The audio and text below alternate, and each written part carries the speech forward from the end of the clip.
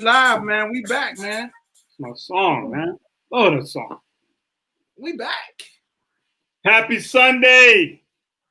Welcome to the Money, Sex, Gen X podcast. It's your main man, the host with the most, the man with the plan, the guy that made him cry, Mr. Eric McLoyd. I got my co-captain here, Mr. Big Stu. What's popping, Big Stu? Peace, man. I'm feeling good on this Easter Sunday. Yeah. I'm feeling good, man. Feeling really, really good today. I've been burning the midnight oil. Okay. I've been up since like 1:30 this morning. Laid down for about an hour and a half. So I'm off pure adrenaline and feeling good, man.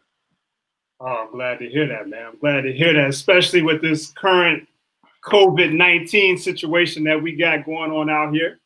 Yeah. I got some interesting statistics. I'm going to drop this one. So according to the last census, there's 65.8 Gen X people in the United States.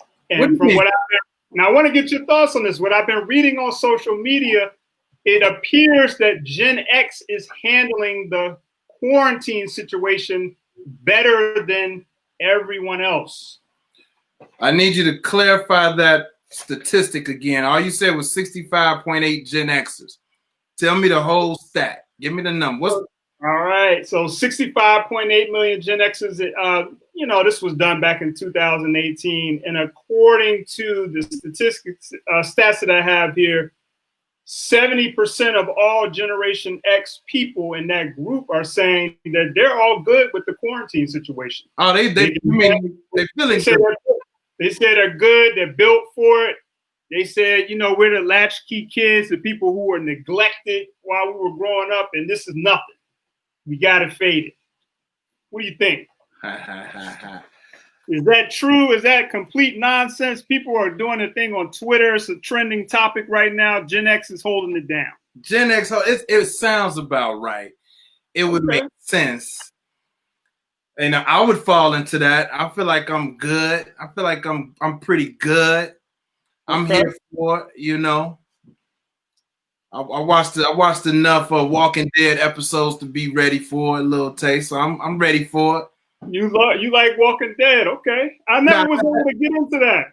I don't necessarily. I wasn't a fan of it, but I've seen enough of it to realize that I was built for it. So, Come on, we here with it. Yeah, we good, man. We here. How about you? How you feel? Are you a part of that? You know what? I feel like I've been doing okay during this situation. I do. I was telling you earlier in our pregame conversation, I like listening to Dame Dash, and he had his video out last week where he was talking about how right now what we all need, and this is stating the obvious, but I think people need to hear it. Right now, everybody needs to be trying to figure out, how can I continue to get money while I'm in the house? Right? We can't go outside. Some people like him, I think he has diabetes, so he's like in a very high risk category. Yep. But all of us, we're all in the house. How can we keep our money flow continuing to move forward? Yeah. Yeah, that's a real thing, brother. That's a real thing, man. And so you talk about, and for me, this was like, I've always felt like time is one of the most precious commodities that you could have. You give me time and you give me a notepad and some Wi-Fi. Yeah. You give me enough time. Yeah. And I'll build the whole nation, man. I'll bring it. So having time confined, everything kind of slowing down is allowing me to focus on, multiple streams of revenue without ever having to leave the crib, as least as possible. I'm here for it. I'm here for it. Yes, sir. Yes, sir. So what do you feel like your biggest challenge is, though, being in the house? Is it a challenge at all for you? Yeah. I got rich people problems, Eric. I got rich people problems. I play that game a lot. My challenge is that I'm not looking at the Pacific Ocean and some mountains, man. My challenge is I can't walk out to a beach right now and put my feet in the sand or get on the yacht. That's like Okay. My problems is just not getting enough vitamin D, man. Got you. Rich people problems. Okay. Yeah, man. I'm good, man. I'm still got seeds out here, man. Like this is it right here, man. I'm with family. I'm get to work. I get to produce this amazing content. Think about the future generations. Lay down the blueprint, man. Come on, man. Okay. I feel like I'm in a similar category. One of my biggest issues is I'm over here cutting my own hair. Looks pretty rough, right? And yo, shout out to my barber, Maurice George. This haircut has nothing to do with Maurice George at all. This is something that I had to do out of complete necessity. So I'm walking around crazy, but I have to do what I have to do. Again, shout out to Maurice. We're gonna connect as soon as possible when we're able to. But yeah, I feel like I've been doing okay. I would think that I would feel a little more of that cabin fever situation, but I haven't really felt it yet. I don't really like working from home per se. I like to work out of an office situation, but it's been cool. It's been cool. I remember you saying that you kind of want to get out the crib a little bit. Yeah, it'd be nice to just get out the crib to work, but it's been okay. Now, I wonder how these other groups, so everybody's saying Gen X is holding it down. I wonder what it is that they're seeing from the baby boomers and the millennials that make them feel that they're not holding it down, like they're not handling it well. Man, I think about my mom a lot, man. My mom's a boomer, you know what I mean? And she, man, I haven't been to see her. You know what I mean? I try to talk to her every day, but I try not to worry. But I think about, I hope they're okay. Mentally, because it starts to get into a mental thing, man. So I know the Gen X's. Millennials and them Gen Zs. They like Corona. What? Like what? We not thinking about none of this stuff, man. So they're still going out and all hanging out and everything. Man, forget the Corona. We in here. You know what I mean? That is happening. That is definitely happening. And it's funny because when the Corona situation first started coming out, it's interesting how we went from Black people can't get it, right? And I was one of the people saying that. I mean, I'm not really embarrassed to say that. I was like, we straight. We're not going to get it. But now we've gone from that to Black people are now, it seems like, the main group that's not only getting the virus, but passing away from it. And so I wonder, so that's definitely affecting the boomers, but I wonder, like, from the millennial mindset, how concerned? I guess they're not that concerned based on what we just said, but the reality is we're being hit the hardest, it seems like. Yeah, it seems like we went from Black people can't get it to the NBA cancel. Oh, it might be serious. Yeah, having a whole State of the Union for Black people on it with Killer Mike and Van Jones is like we being targeted. So I still do think it's a mind thing. I went out yesterday for a little bit, and it's a little eerie to see all these people with gloves and face masks on and talking about give me my 6 feet, and it's like everybody. Somebody said that to you? Oh no, but I witnessed it. I witnessed a lady go off on a dude like, "You out here? You ain't got no mask on. Give me my 6 feet." I witnessed it. I saw with my own 2 eyes. Like, oh man, the anxiety levels are high, man. Like, it's crazy out here, man. So when you go out, do you go outside? Do you wear a mask when you go out? I'm silly. I'm gonna say this first. I saw a video you did the other day. You were in a car, but you didn't have a mask on. I know some people are doing the car and the mask in the car thing, but are you doing the mask? I'm a rebel, man. I'm out here with no mask sometimes, man. Like, I don't have the real one. I don't have the one that's going. I haven't done a lot of extensive research. It's like the masks don't help. The masks help. Like, if I don't have the right one, I had a mask on a little bit yesterday, Friday. I went out, I had a mask on, but I was like, this is stupid. So I took it off.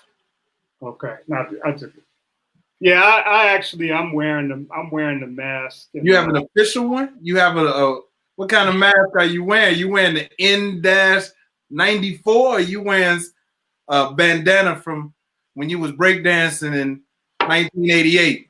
Well, I think that's what's going to come through. Right now, I got one of the semi-official ones that they first came out with. But yeah, I'm gonna have to make the homemade one soon because that one is on E, man. You know, you can't wear the mask 100 days in a row and all that. It's its purpose at that point. So my mask is on E right now, and I'm gonna watch one of these videos on how to make a homemade mask. I guess. I mean, I'm gonna have to. You're gonna have you a Louis Vuitton mask. It's like.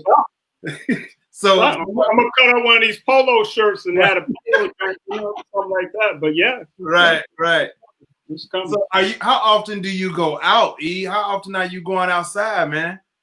I go outside typically once every other day. So that's a walk around the neighborhood real quick, or that's a trip to the store and get in and out as soon as possible. I come back in and take a shower immediately and continue on with my day. The store is high risk. High risk. Super high. Because, hey, man, I'm going to tell you something. In certain parts, as you may have seen, like certain parts of Chicagoland, they're not taking it as seriously as other parts. So, you might be in a certain area with extremely high risk. Nobody has a mask on. Everybody's close. They want to hold a conversation. It's rough. It's rough, man. Man, you out here getting judged for having a cough. For the record, I have asthma. I have bronchitis. I've been coughing for years. So I know I done got a couple dirty lips. I don't want to cough if I'm out in public. If I'm out in public, I'm swallowing all of them coughs, brother. No, sir. Yeah. You will not attack me. That's right. For my asthmatic cough that I've had for the last 15 years. Yeah, man. Hey, look, and I'm starting to get a lot of dirty looks. Real quick, shout out to Alonzo Mitchell, Eric. That's my man. Yeah, thank you for showing up on the podcast. But I'm getting a lot of dirty looks sometimes now for some reason when I have the mask on, like I'm the one that got it. Right. I don't know when that started. People looking at me like I'm specifically the one that got it. Like, I don't know. Yeah. I did lose a little bit of weight. Maybe I look sickly or something. I don't know, but I'm like, wow, I'm the one that got it.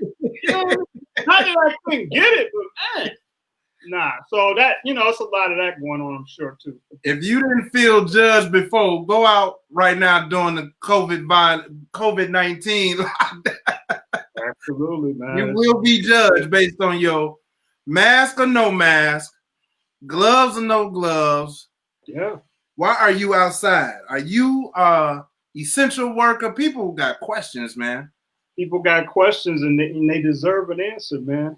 Did you see that speech that they got on Facebook of President Obama when he was warning in 2014 that something like this could happen?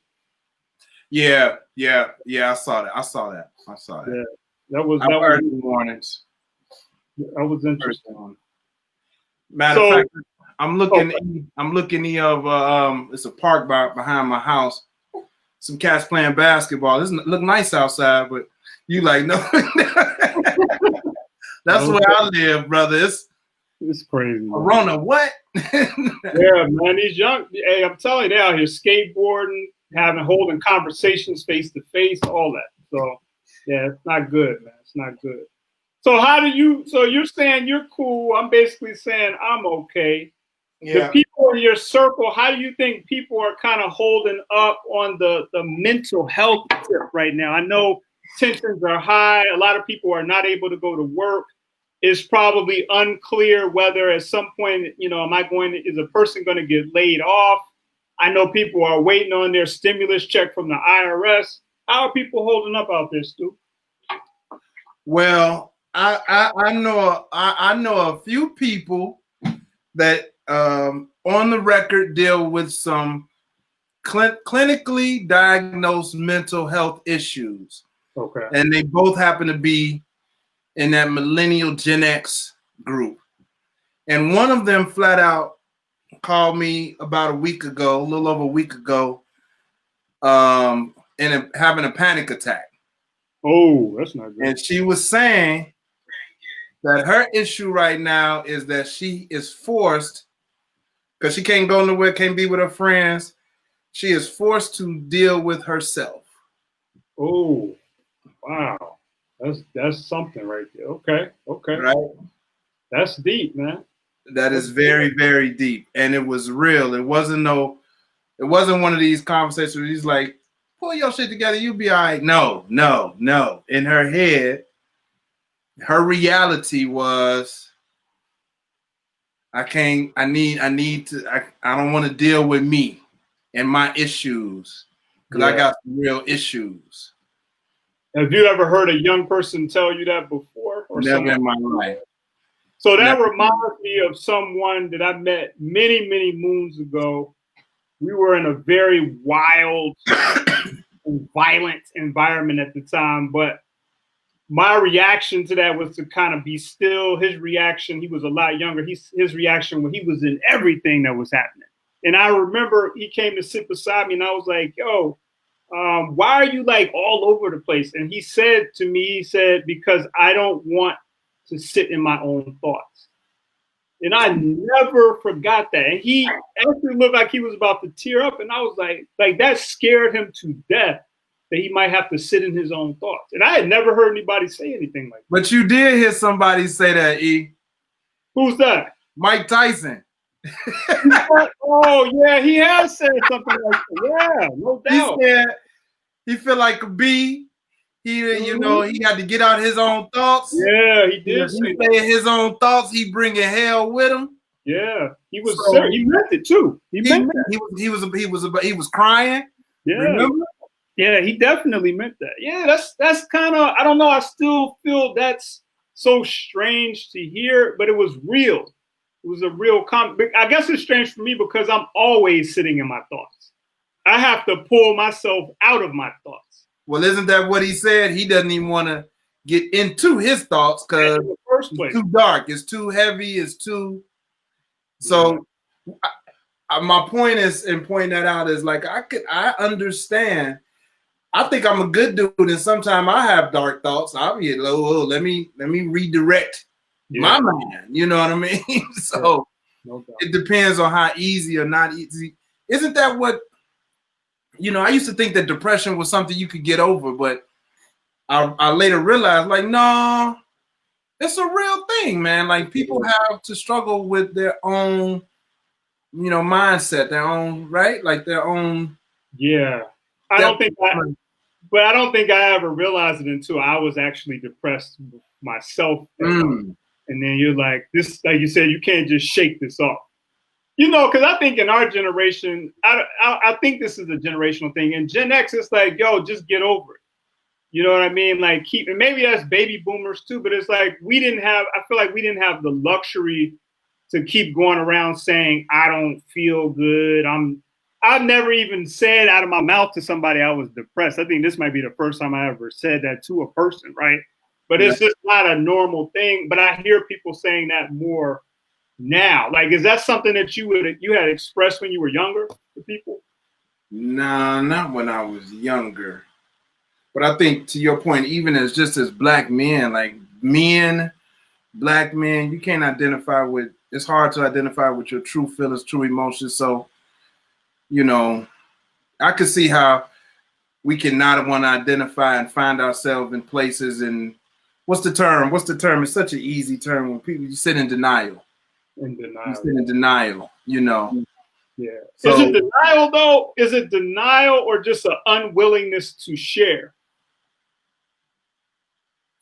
Well, the unwillingness to share is like a choice. I mean, that's a choice, right? I mean, you could choose not to share. You don't have to share, but denying your emotions, like denying how you feel, or like sweeping it under the rug, like letting it boil over, and then in your mind you're depressed but won't admit it till after. It's like,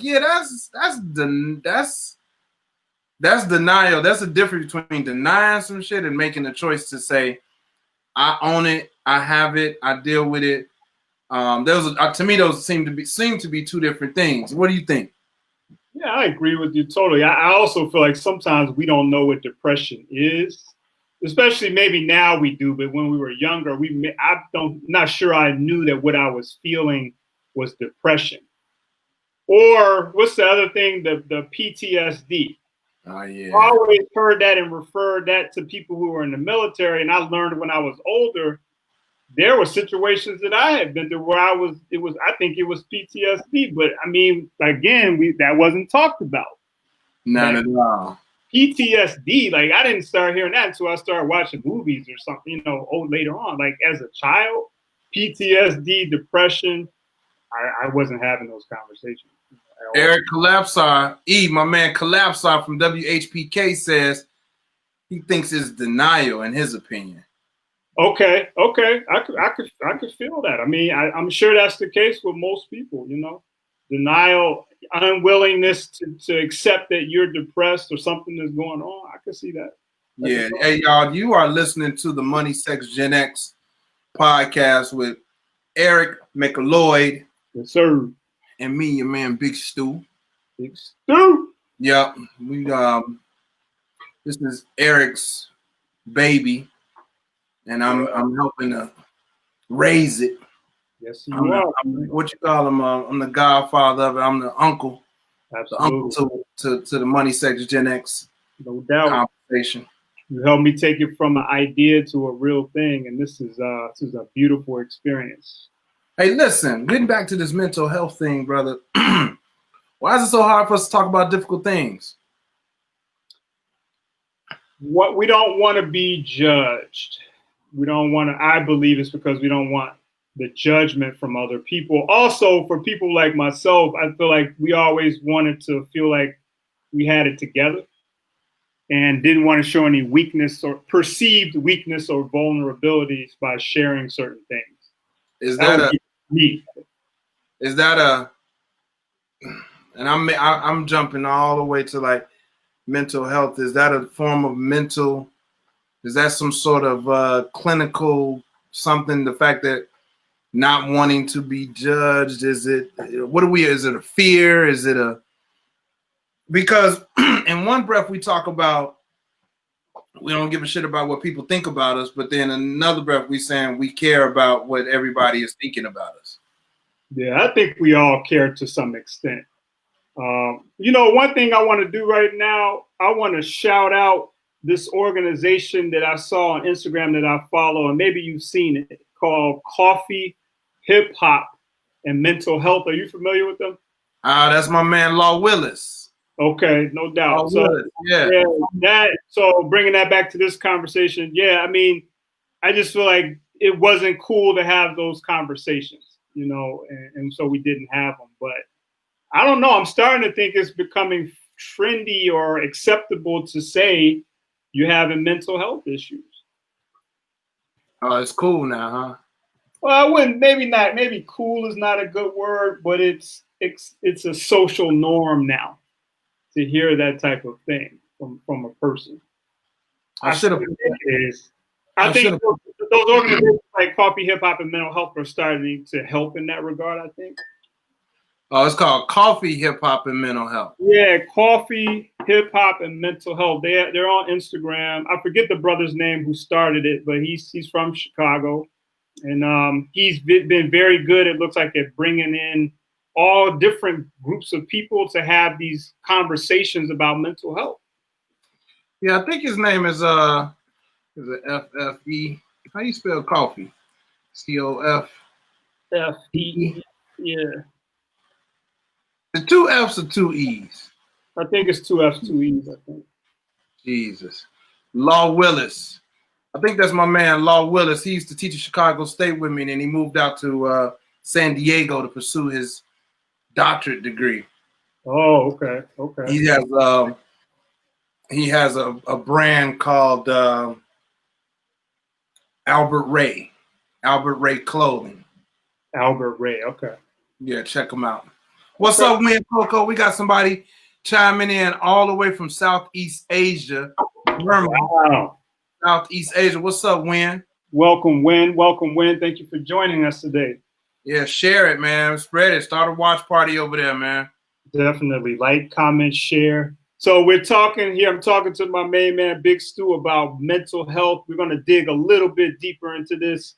Stu, what do you feel like your mental health was 10 years ago, would you classify it as being good, great, poor? We just talked about this in the pregame, man. Listen, I'm biased towards myself. I'm always going to try to make myself, look like the best in the best light possible, right?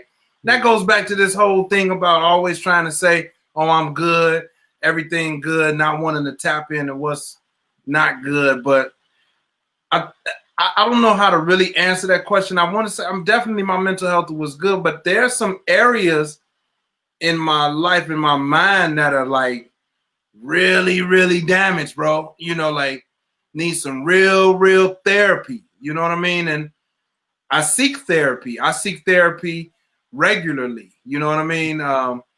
In what form? A therapist, a pastor, and then other experts in other areas of my life. Because I think that mental question you're talking about, E, is complex. It's mentality about money. It's the mentality about sex. It's the mentality about, ageism or, getting older. It's the mentality about, social acceptance. It's the mentality about being a father or, so it's all of these different areas. So I want to say overall pretty good because I haven't been sent. I almost said some terrible things, but I haven't had to check myself into a mental facility. You know what I mean? Okay. I don't abuse alcohol. I don't abuse, any drug of any kind. You know what I mean? I'm not abusive, physically abusive to anyone around me. Right. I wonder about the mental stuff though. Like the mind boy does some crazy things to you, man. You can be manipulative. The lies that come out of my mouth sometimes, even today, like omission is a lie, in my opinion. So no question. How we skew pictures, the spin we put on stuff. Right. And we all do it. We all do it. I had this thing that I used to always say, which is we all lie, but we all lie about different things. We all lie about something. Many people I've encountered, I think they lie to themselves a lot. They might not lie out of their mouths, but they lie to themselves. And that's a big lie to tell. And we probably have all lied to ourselves at some point, but that's a big thing to lie about or lie to yourself. Especially like what about even your relationship? Like I was just talking about this the other day. Like anytime we start the conversation, like you ain't never, well, I ain't never. As soon as you say that I ain't never, that never part. Yeah. It's like, here we go for the juxtaposition right here. Like that's you're starting to lie right now. Yeah, that's the start of the lie many times. But even the fact that we feel we have to quickly say, no, I haven't done anything. What's that about? Like, so you might say, have you ever been dead broke or something? No, not me. Why do we feel the need to rush and go out there like that, knowing it's probably not the truth? It's something in our minds. It's something in our psychosis that makes us want to defend ourselves, defend our person. Maybe it's our innate natural defense mechanism. Like always trying to defend our ego so our ego doesn't get bruised. Oh, you think it's an ego thing? Okay, I can roll with that. Absolutely. Yeah. Well, I wonder what else it is. Is it fear? I think fear may come into play a little bit. I'm afraid of what you might think of me if I tell you the truth. The feeling, yeah. Because I can't control what you think after I tell you something. You might have compassion. You might try to judge me. You might use the information against me. I don't know. That's a crapshoot that I think a lot of people don't want to take that gamble. My man Mike Tyler say natural instinct. So I wonder, does Mike mean, what's up, Mike?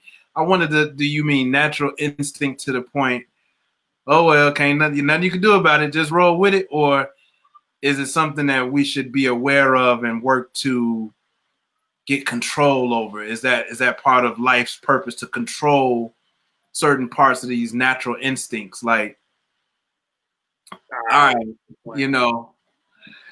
is it too deep? Yeah. Is there a too deep? I think so. Do you think there's a too deep? I think there's things that are too deep to get into with other people. Yeah, no doubt. Okay. I feel that way. Yeah, too deep. Just like if I came to you and said, "Hey, man, you know, if you tell me your worst romantic relationship, tell me what really happened." You know, are you going to tell me everything? Are you going to give me all the pertinent points? Or are you going to just tell me the version that is safe?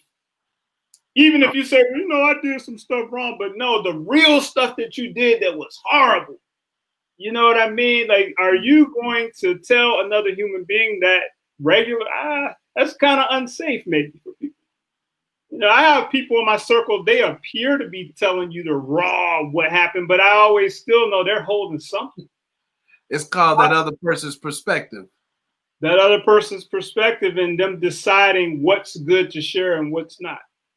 Yeah, I didn't tell you that part. I didn't tell you that part. Right. I just told the part that was that I was offended. I didn't tell you about where I offended.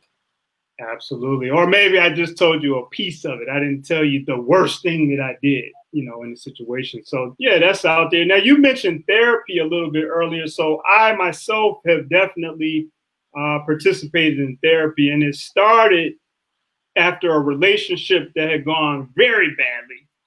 And so me and the woman, we went to therapy together in trying to figure it out and work it out. We couldn't work it out. It was, you know, how sometimes they say it's too late.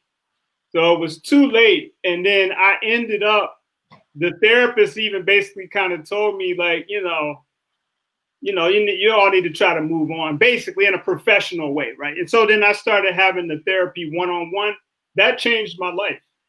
Okay. That changed my entire life, because what that professional helped me to do is to start focusing on my own behavior. Everything before that was like, she did this and she did that, and she was like, Eric, that's fine, whatever she did, but can we focus on you? And she used to give me this exercise where she would make me focus on something very specific in the room. And like, say you got a ceiling fan. I'm looking at the ceiling fan right now. She would be like, I want you to take a moment and count the pieces of the ceiling fan and then come back to the conversation. And it made me like get in the moment.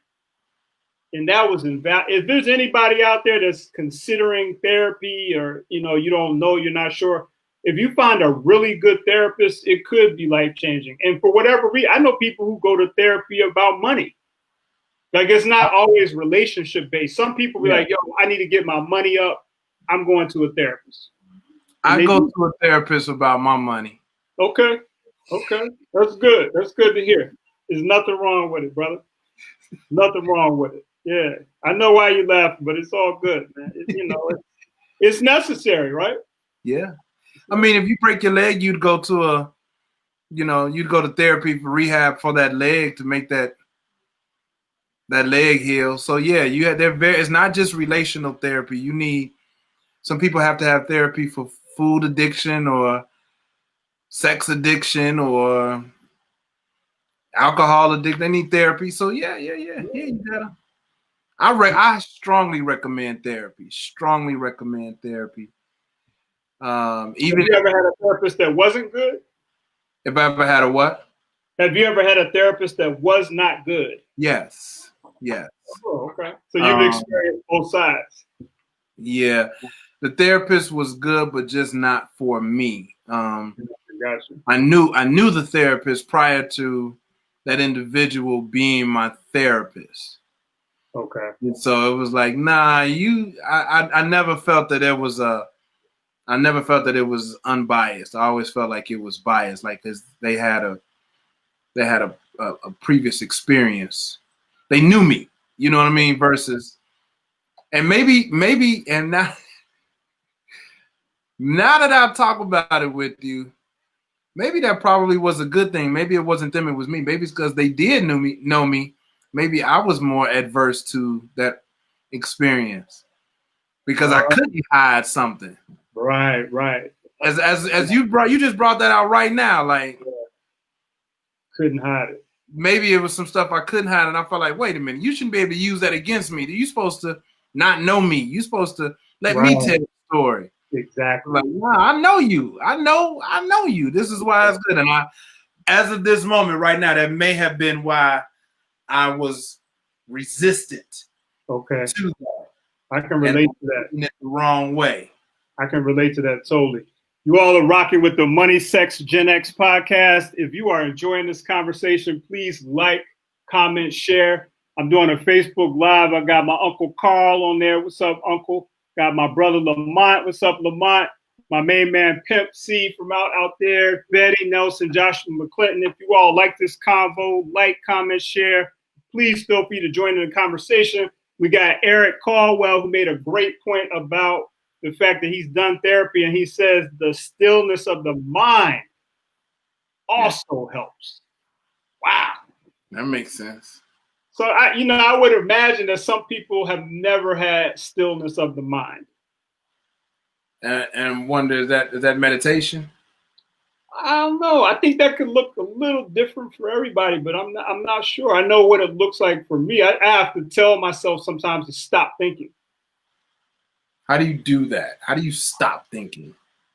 I sit there in a meditative pose or whatever, and I just think of the color black. I just close my eyes and see the color black, and that makes me stop and just focus on nothing. Really? Yeah. And what happens while you're not focused on anything? Where you're focused on nothing, what's happening? I begin to feel this sense of calmness. But eventually my mind will begin to drift again, but I'm able to capture that moment for maybe 2 or 3 minutes where I'm just seeing black and know if I am getting a thought, like pushing that thought out real quick. It helps. Stillness, clarity. Clarity, stillness, it's a powerful thing. Do you have your own techniques to achieve the same thing? Well, I try my hand in meditation. I'm not as consistent as I once was, but I do, and I desire to get back to it like full on. I was doing 15 minutes a day, 3 to 5 days a week at one point for a number of months at a time. Mm-hmm. And then I haven't really done it in about a year, but I try to, meditation would be my choice. I'd want to sit and meditate, clear your mind. I use Deepak Chopra. You like Deepak too? I like Deepak, yeah. So he gives the various mantras and that helped me too. Did you read that book he has called The 7 Laws of Spiritual Happiness? I don't think so. Nah. Game changer. Deepak. Yeah. And I know a lot of people don't like Deepak because I know he had some kind of controversy where he was doing something that seemed like it was the opposite of what he was preaching or whatever. And he might be, but that's fine. I still feel like I've found power in some of the things that he's been willing to share. But 7 Laws of Spiritual Happiness by Deepak Chopra. It's a pretty short book, but it will definitely challenge your thoughts and what you think about yourself and life. Okay.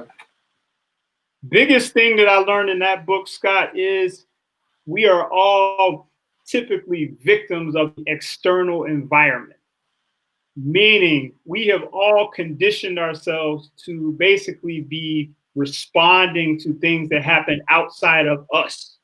So Scott called me out of my name, so I threw a punch at him.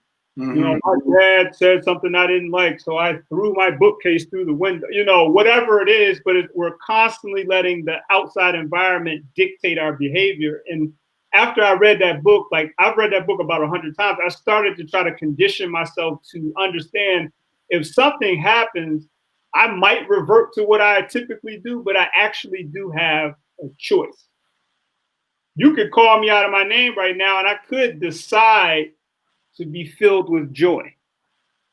And a lot of people are going to be like, what are you talking about? You sound stupid, but you can make that decision. We actually have that much power. Do you agree with that or disagree? 100% agree that I'm always responsible. I'm never responsible for what happens. To me, I'm always responsible for my response to what happens to me. And so I definitely try to live by that. Okay. Like, I don't always get it because sometimes, bro, you know, it's just natural instinct gonna kick in but I definitely practice as best as I can to breathe and take control, not give control away. So I try to be in control of me, man, as much as I possibly can. Because I'm like, otherwise you'd be in trouble, man. Otherwise you'd be in trouble. You know, that's the enlightened 49-year-old Big Stu. You know, and that's good. And you know, I'm at the age I'm at, and I'm finally at that point, right? But yes, takes some time, man. Takes some time. So that's all about that's mental health stuff. Have you dealt with anybody around you? Like, well, I don't want to ask that, but we were talking about the mental health and how these young people were responding to the COVID-19. I heard that, you know, these stimulus checks supposed to be dropping next week. You mentioned that they started sending them out Saturday, huh? Yes. Everybody out there, the stimulus checks are supposedly on their way. I have read several accounts that said they were started releasing them on Saturday, so yesterday. And from what I understand, and this is highly, you know, this was a poor way for, I think, them to phrase this, but what they said was the IRS, from what I understand, is the people who need it the most are going to get their money first. Okay. I'm not quite sure how they're going to determine who needs it the most, but that's what I read. Will we know? Will the hood know who got their check first? Who's going to get it? I don't know. You know what I mean? So if you got your money, you must need it. You must need it the most, right? Oh man, how do they know that? Yeah. So there's a lot going on with that. So, you know, it's going to phase out for people at certain income levels. You will not be getting $1,200. I think you might get something for a kid or something, $500 per kid that you're filing. But, you know, one of the things I wanted to talk to you about is that really helping anybody? So, yeah, you give somebody the $1,200, right? And they get a couple, $500 for each kid. Is that really a stimulus package? And is it help anybody? Yes. Yes, it's gonna help somebody. Yes. Let me not be that dude. Okay. And at first I looked down on it. I had to get checked. I was like, $1,200. That ain't gonna do nothing. See, then I got checked. It was like, brother, you better get your behind off your shoulders and stop acting like that $1,200 won't help you out. Okay. It will. Yes. Is it a game changer? For some, yes, man. For some, for some, it might be 3 months rent, man. You know, for some, it could be, man, like a real game changer. Okay. I was asking my niece what she was gonna do with her money. She got her shopping cart ready, her Amazon cart ready, brother. You know, her Nike cart ready, bro. You know. Yeah, that's what I'm afraid of, I guess. So you know, and you know, I mean, if I was you talk about someone that's young. Like if I was getting that type of check when I was young, of course, right? You're gonna buy what you want to buy, and then I guess we got this paycheck protection program for all the entrepreneurs out there. I know in our pregame, you and I were talking about, you know, is this going to help our community also to get the money? I've seen examples of some situations where others have they're going to get some serious money that it may be arguable whether they need it or not. I don't see their finances, so I don't know, but they're getting a check, right? But I keep seeing where people in our community are saying they're getting denied, and people don't know, like, are we going to get the check for being out? You know, so that's out there. Yeah.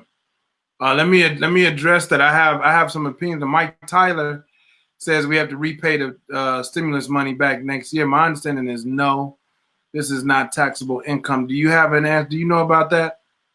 What I've researched and what I've been told is that if you meet certain conditions, the money will be forgiven.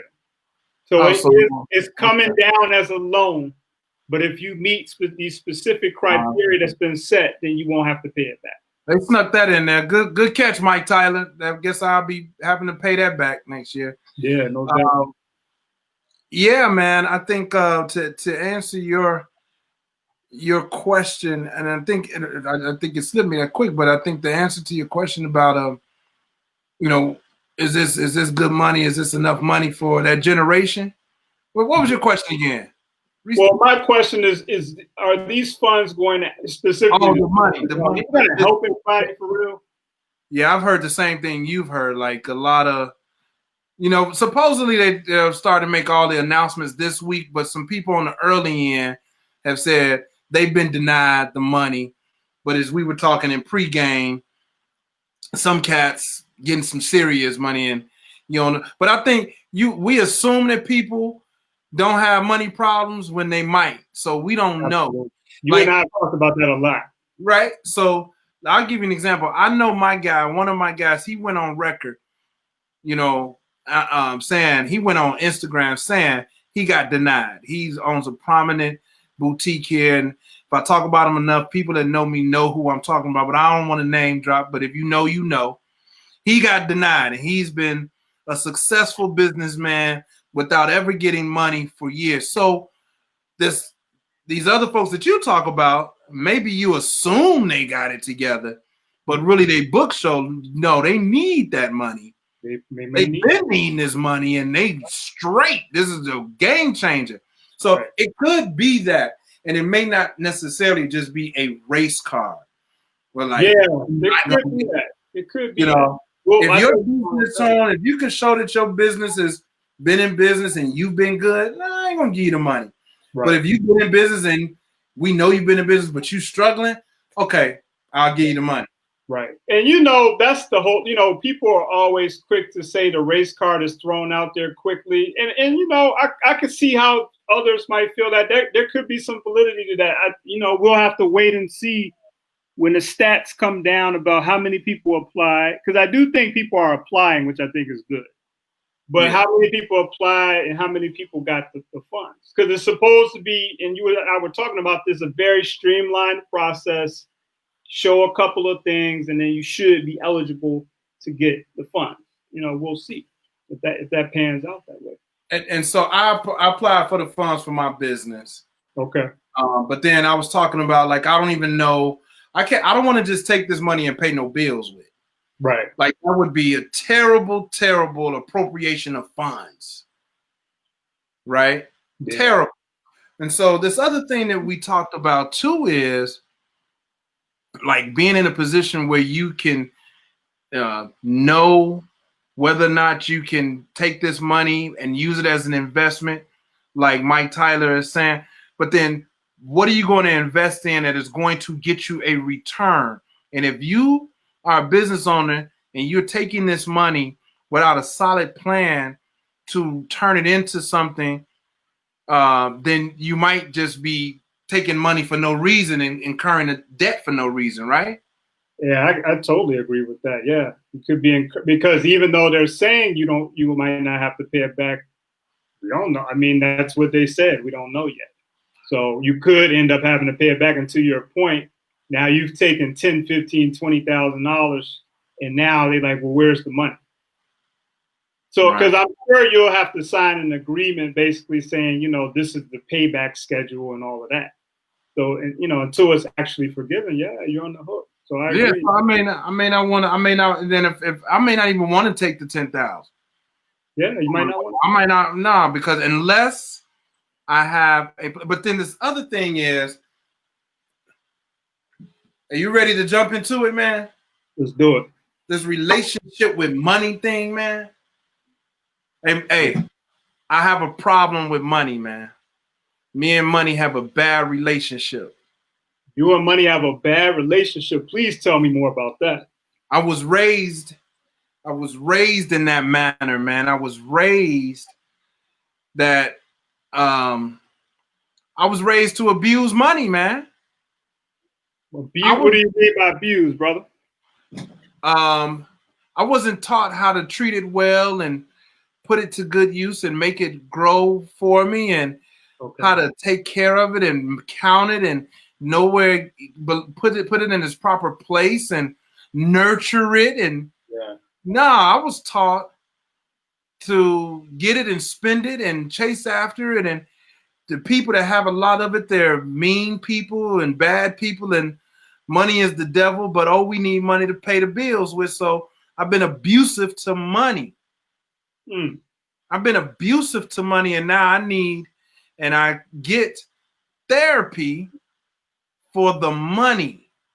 That's why I'm talking about this business stuff so much, because and it's just a thing that's something that we don't like to talk about. We don't like to talk about money.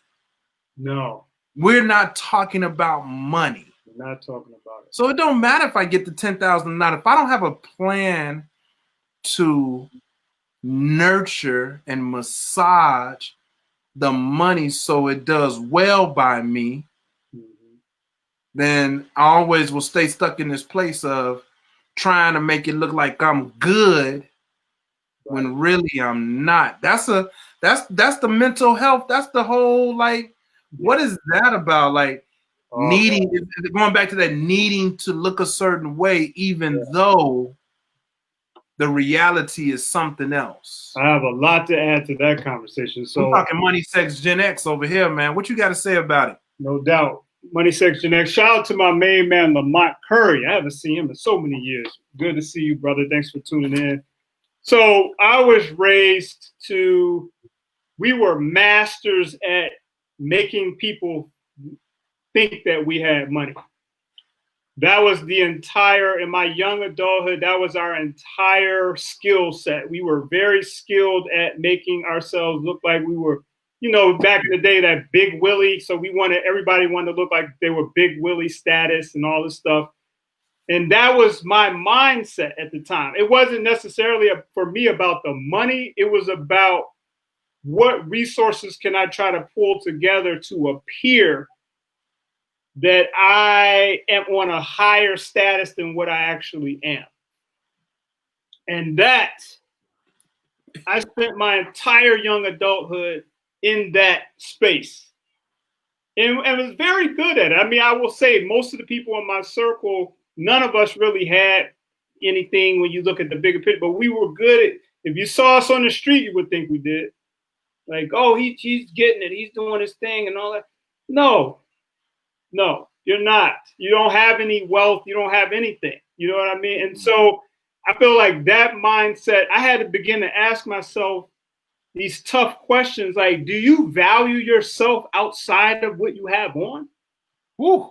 Do you value yourself outside of what people think about you? Ooh. And honestly, even as a older person, right, I can sit here and tell you I don't care what anybody thinks and all that. That is not the truth, right? You might not care what as many people think, but you care about what somebody thinks. It might be your family. It might be your lady, your wife, whoever it is, but there's somebody out there that you care what they think about you. And I'm just very honest in understanding that.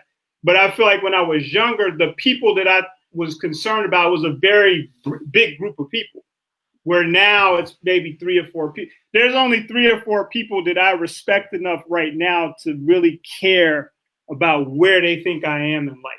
And that's just being honest. But back then it was everybody, anybody and everybody. I was concerned about that. And so to spend that amount of time there, and then to find out, I don't think I even valued myself. That's kind of hard to accept, but it's reality, Yeah, Mike said peer pressure. Peer pressure is a big deal. And sometimes we always talk about, well, Black people, we're more prone to that than anybody.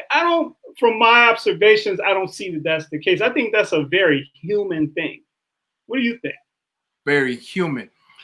So it's not, again, it's about, so you mean what was the, just like wanting to put yourself in a position that you want to perceive yourself in a position higher or greater than the actual position? Absolutely. Do you think that, okay, because I was talking for the benefit of the audience, whoever that audience is. Yeah, I was just talking about just like even in the neighborhood, right? If So I talk about the neighborhood a lot because I grew up in the neighborhood. I moved out of the neighborhood, and then I moved back into the neighborhood. So I literally went to the suburbs and did the whole suburban from the, Will Smith, moved out the block, moved to the suburb thing, right? Yeah. But then I'm back in the neighborhood, and I talk about this even like among us. There are folk, we're all broke. Yeah. But then there are folks that juxtaposition as if they're not or less broke than the folks across the street who we all in the same boat. We all in the same boat. And I do think that it's a power struggle to some degree that is based on perception. Yeah. That is purely based on perception. And it will drive us crazy because it takes, to your point, it takes the focus off what's really important is, aside from all of this, how do I value myself? How much do I love myself with or without this? Like, the clothes shouldn't make me.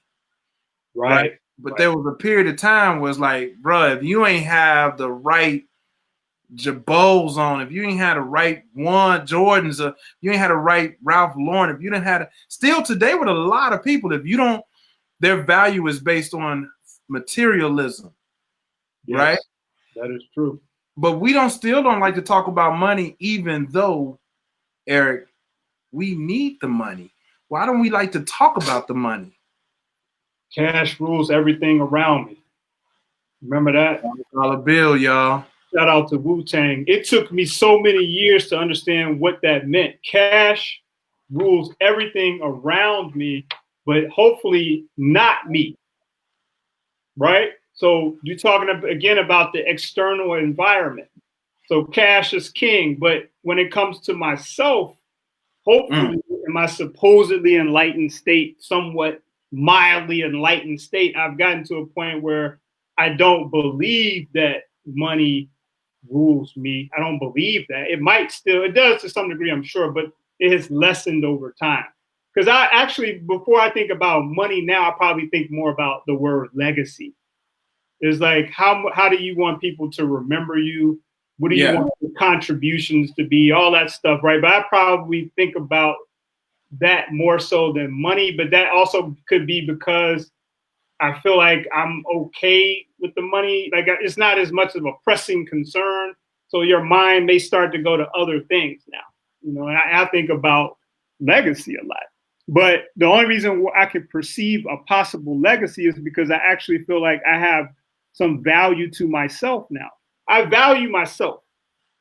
I can people like, I love myself and all that. I actually can say I do think I love myself now. But before, no way. Before you wouldn't have been able to sit at home on the COVID lockdown because you couldn't deal with yourself. You'd have to get out there and go throw some clothes on and go strut your cocktail, huh? Cocktail, huh? I say this. I think what I would have been thinking during that time period is when I get back outside, I'm going to stunt on this person. Yeah, that's what I would have, because I've been in a situation before. Like one time I broke my hip or something and I couldn't go outside. I spent a lot of that time inside thinking about what the stunting reality was going to be once I got back outside. And I did it. But that was the mindset. You know what I mean? Now I'm not thinking that. I'm just thinking, can I go back outside? I just want to go outside. So it's different. But I mean, if you're almost 50 years old, I would hope that you're thinking that way. You know what I mean? Like if you're 50, 55 or something, and you're still thinking, I want to stun on this person. And this is no judgment to anybody out there. None. But I'm just saying, I would hope that, for myself, I wouldn't want to be in that place. Now, do I still have things to work on? Of course, but not that at this point. I heard you say something about this, and then I want to move to another piece of this conversation. You said back in the day, you had to look a certain way to feel that people valued you, to feel value from people. Yeah, no doubt. Versus, so there was a subculture, as Mike Tyler said earlier, I think that was Mike Tyler that said subculture. There was that was DJ Alco, my man Steve up in Detroit. Alco, he said the subcultures in the community that says, "Oh, I'm good. I'm trying to stunt." And then there, in the same neighborhood, there's a subculture of folks that says, "I don't want all that. I don't need all that glitz and glamour. That's not good for you." So they tend to operate out of lack. My question is, what is your relationship with money? How are you in money relation? I think I feel like I have a good relationship with money. I feel like when I was not even that long ago, maybe 10 years ago, I had a fear of money. Fear of money? I've had large sums of money in the past, like I'm sure many of us have, but the money just disappeared, right? You know, you spent it, you did all this stuff. And I remember thinking numerous times right when I got money that you're going to mess this money up. Dang, that's abusive. Ain't that abusive? Well, it was the truth, though. I mean, you know, I guess I had enough sense to know, like in that current mindset, you're going to waste all this money. And that going through the whole day knowing you're going to waste something that's supposed to be valuable, that's a lot of stress on you.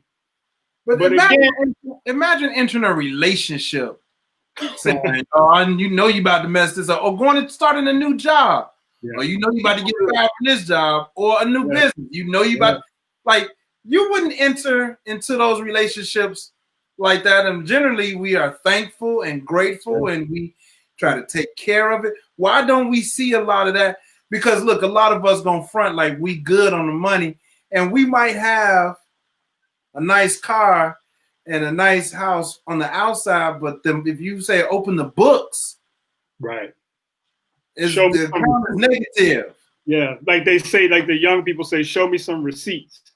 Show me some receipts. You see your IRS filings and your books and all that, your brokerage accounts, and let's see if you're really. No, yeah, I mean, you make a really good point. I mean, it's tough, man. I mean, you know, I think it's just because we're not taught to have a relationship with money. We're taught to have a relationship with probably everything other than that, I guess. I mean, I don't remember having conversations about money with my parents. I remember observing them do stuff, but there was no relationship. Bro, I remember not ever wanting to go inside of the bank. But I also remember when it switched for me and saying, I want to be the guy to go into the bank that the branch manager knows. I want to relate with my branch manager. When I have that now at my bank, I go in, I know my branch manager. I call her, she calls me back. I walk in, the teller say, "Hey, Mr. Stewart." It doesn't mean that my money I'm not the highest account holder at the bank at all. But I did go in with the intention to massage a relationship with the people that have access to all of that money. Right. Yeah. And so without saying my bank, but even just recently, man, I fell into just this year, 2020. 2020, I had 10 overdrafts on my bank account in March. Yeah. That's $360. Yeah. $36 of overdraft. And I had gone a few months with no overdrafts. Yeah. But because I got a relationship with the bank, I said, "Hey, Miss Woo-Wop the Bam. Hey, Miss Benita Applebaum, I need you to reverse those charges from March. We got the COVID. I had some money coming. You see the money came in, the check hit, but it's short this amount. But if you put it back, then I'll be able to be good." I said, "No problem, Mr. Stewart. We'll take care of it for you." By the time I got off the phone, looked at my account, it was done. Beautiful. Beautiful. No question. I remember not being able to hold on to $20. Yeah. You know, where did it go? Well, now, you know, I can put up a little something. It's you know. See, for me, it wasn't about I was okay with the $20. It was just for me when I got the large sums, like $20,000 or $40,000. Yeah. And that takes me to something else I wanted to talk to you about. This whole feeling of, I know something bad is going to happen to me. But like, have you ever had that feeling like when you were younger, like, I just feel like something bad is going to happen if I'm doing too well? Yes. Yes. Maybe you can relate to that, or maybe you can't. But like, I remember that being you want to talk about mental health. I remember that being an ongoing sort of suppressed fear that I had, that if I was doing too well, something was going to happen. And it's so weird to even say that now, but it's like, you're saying something's going to happen, but your life is a mess right now. Like, what else are you talking about? Dying? Like, but I'm like, son, I can't do this so well. I don't want the smoke that comes with doing too well. Ooh, I remember thinking that. It's the same today, though. Like, I wouldn't feel, even today, and I think in this conversation that we're having about money, sex, Gen X, and mental health, we're talking a little bit about that today. Like, I think low-key there's a piece to like, nah, you definitely don't want to shine too tough in the hood. Right. Because there is a stigma that, they watching you. Like, somebody, like, they're not gonna let you breathe. You know what I mean? Like, they watching, so. And then if you get out of the hood, are you a traitor to the hood because you left? Yeah, are you a traitor to the hood, and are you a traitor in general if you have shed that mentality? Like, I think there might be a guilt that some people feel that they're not doing bad anymore. Have you ever felt that? Like, you know what? Like, I'm doing good, but I feel guilty because so many others are still out there struggling. Is that a thing, or is that just something I was thinking? I think it's called survivor's remorse. But I got survivor's remorse. I got a voice of one of my big homies, Mo Love. He would say, man, he out. You know what I mean? Like, you don't owe the hood nothing. Right. You owe yourself, you owe your family to feel safe and feel protected. Bounce. Like, it's time to go when because the hood ain't gonna have no love for you. Absolutely. So you are rocking with the Money, Sex, Gen X podcast. If you like this conversation, please like, comment, share. Please feel free to chime in. We'd love to know what you all think about this conversation about mental health. We started out talking about COVID-19. We kind of transitioned into what we were talking about, value of self and money and all this different stuff. And we're really squarely conversating right now about, I would say, where do we go from here, right? So you've overcome all of these mental things that were holding you back. You got a better view of money. Now what? Now what? So what's your now what? I'll let you go first. What's your now what? My now what is this podcast, because I want to continue to publicize these types of conversations. The conversations that you and I have had, and I've had with others in my network, I've had these conversations for many years, but they were private. And so the now what for me, I want these conversations to be public. I want to be able to tell the truth, and the people that I'm talking to, like yourself, to tell the truth about their experience, the truth that you're willing to reveal. Whatever we're revealing, it is the truth, hopefully. I definitely believe that that's the case with you, and that's what I'm attempting to do. And let people hear it. I mean, we're two Black Gen Xers. We have a lot of experience under our belt. If I was a millennial or Gen Z, I would be wondering, what did those guys go through? What are they thinking about? They have children. They're in relationships. They have thriving businesses. Like, what's in their mind? And so I just want to put that out there for people to consume if they choose to. That's good stuff, man. That's good stuff. And again, I'm probably to be the more transparent one playing the wingman, but I'm a Gen Xer. I want to be transparent. I want other people to learn from me and learn from my mistakes, and I want to be accountable to my generation, to my peers. I've had many ups. I've been highly successful in school. I've been highly successful in corporate. Yeah. And if I step back and take a look around and look back at my life, I can literally say I've had it all and I've lost it all. And I'm on the kind of the climb back in almost every way that you can imagine, so I'm divorced, now 5 kids and down just like really, really committed to building it all back on just a much more solid foundation. Yeah. Where wealth can stand and generations can live off my back, man, you know. How do you feel about yourself, though? How do I feel about myself? What do you, in what regard?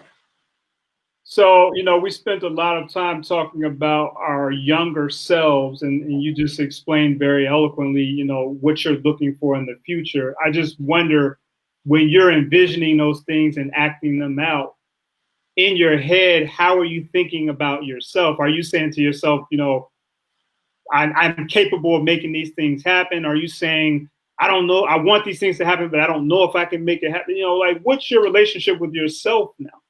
I think that's a very, very good question. And I go back and forth on that, depending on what part of the day I'm in or where I'm at for the day. But I think my ambition is huge, strong ambition, right?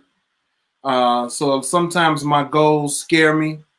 My ambitions intimidate me sometimes, but I think that's because they're God-sized. It's my hope that I experience everything in my lifetime, but I imagine that I'm continuing to set the path for, you know, little Daniel here. You know what I mean? Absolutely. So when he's 50, when he's my age, you know, he would have accomplished everything that I started. He would have continued it and left some for his shorties. You know what I mean? So I see myself as the worker. I see myself as focused and committed. I see myself as one of the guys who not only started it but continued. You know what I mean? Like, I'm in play, man, and it's not easy. You know, it's not always fun, but I am enjoying the ride and committed to getting the work done. How do you see yourself? How do you feel about yourself? Wow, I didn't even anticipate answering for myself, but yeah, I'm glad you threw it back on me. How do I feel about myself? I would say I feel good about myself. I put a lot of pressure on myself, I would say. I don't even think in a bad way, but it's like when you get to this age, you know what you're capable of and what you feel like you're not capable of. And I continue to feel like I'm capable of more and more. And so I put a lot of pressure on myself. Like, one thing I was talking to you about last week, one of the things I admire about you, you're a published author. And, my daughter is even continuing to read your book, you know, about the Stewisms, right? Yes. It is unacceptable for me. I am a good writer to not have a book out. And so, like, that's an area when I look at myself, I'm like, yo, you need to get this book out. You need to get one book. I've written several books, but they're not published. You need to get one of these books out ASAP.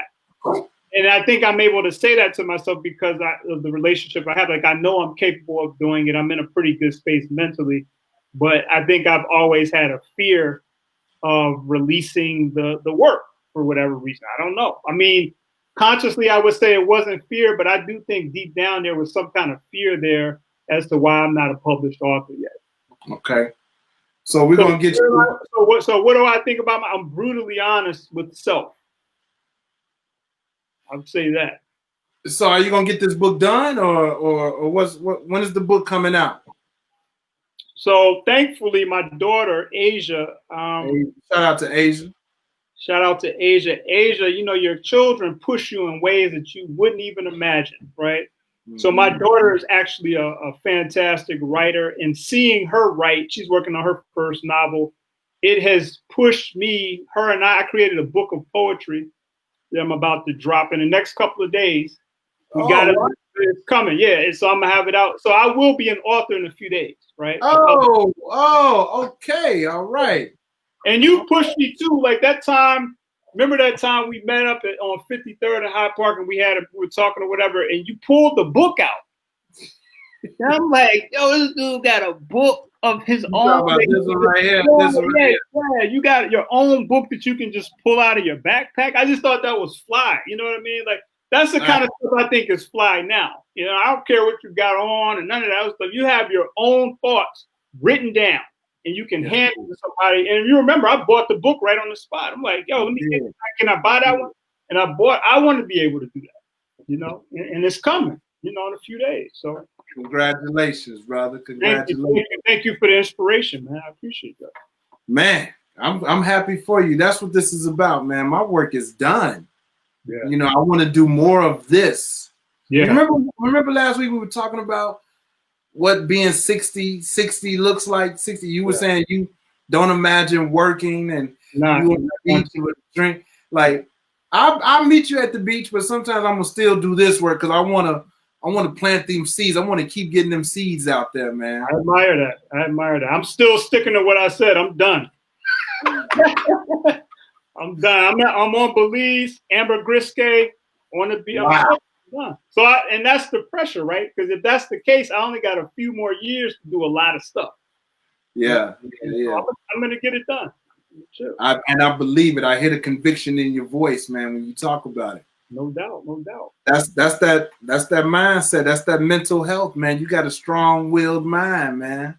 True indeed. And associating with people like yourself, it just makes me stronger, man. I mean, we have all these cliches about when you interact with other strong people, but it really is true. You know, the people who are creatives, they're always going to inspire me. You know what I mean? I just, like I always talk about Dame Dash. I don't know what his financial position is. It doesn't really matter. What I like about him is he's always creating something. A TV show, an album, something like I'm one of those types of people. I like to create. And I want to create this. I want to be an author. I want to be able to say I'm a published author. Eric McLoyd, published author. That would make me so happy, man. Well, Mike Tyler says he thought about writing the book. It sounds like he's about to get out of there. He says, great conversation. Mike Tyler, you got to get that book out. Now you got to join the club. Get that book out, bro. Mike, get it out. Man. Yeah, man. We got to do it. It's important. It's important work. Hey, Eric, you, by the way, you were talking about Dame Dash. So I went and checked him out. I went and gave him a listen. What was he talking about? He was talking about DDS, Dame Dash Studios. Mm-hmm. I watched a couple of interviews with him. I understand him in ways that I never understood him before.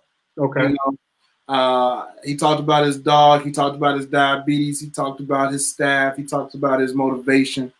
I have a newfound great deal of respect for Dame Dash that I did not have last week. Oh, good. So I want to thank you for suggesting it and putting me on to Dame Dash. Much respect, Dame Dash. I love what you do. I love, what you've contributed to the culture. So I just wanted to let you know that you put me on to Dame in ways that I wasn't on to Dame. So appreciate that, brother. Shout out to Dame Dash. And if you're out there, don't get caught up in that situation he had with Jay-Z. Whatever that was between them. Both of them are geniuses. They're very smart businessmen. But Dame Dash is the person that I continue to draw inspiration from, simply because I like the way that he articulates the message. Now, I want to ask you as we wrap up here, and I'm going to share my person first, but who are some other people that you listen to on social media for inspiration? Because we were talking about what's next. I'm going to give you two of mine. I really like Jay Morrison. I don't know if you're up on him. Mm-hmm. Jay Morrison is he does real estate at a very high level, and his whole platform is dedicated towards teaching people how to do real estate, how to be a landlord and acquire wealth that way. Very entertaining. He's a great trainer. So he has courses that you can purchase and all of that stuff. Very good. I follow him. And I also like Dr. Boyce Watkins. I don't know if you're up on him. Yeah. Those are two people that also inspire me. Okay. I was trying to get my son to be interested in his school. I bought it once. I bought his real estate class last year for my daughter, for one of my daughters, but she didn't follow through. Is this Boyce's class? Yeah, last year for that business school. I put my son in that. Yeah. Yeah, my daughter, I bought it for her. She didn't finish it. Okay. So my 11-year-old, my other son, Trent, I'm waiting on him to tell me, because he knows he can't tell me that he's gonna do it and not do it. But It has to be up to him. I can't force on it. My son is 11, and he's studying real estate now. Wow. So he wants to own his first property by the time he's 17. Okay. That's his goal today. Who also is a published author. He has his own book on Amazon as well. Man, so that made my day. Yeah, man. So Boyce Watkins, I know. I'm listening to I listen to a lot of Abraham Hicks, man. A lot of Abraham Hicks. I listen to her almost every day. And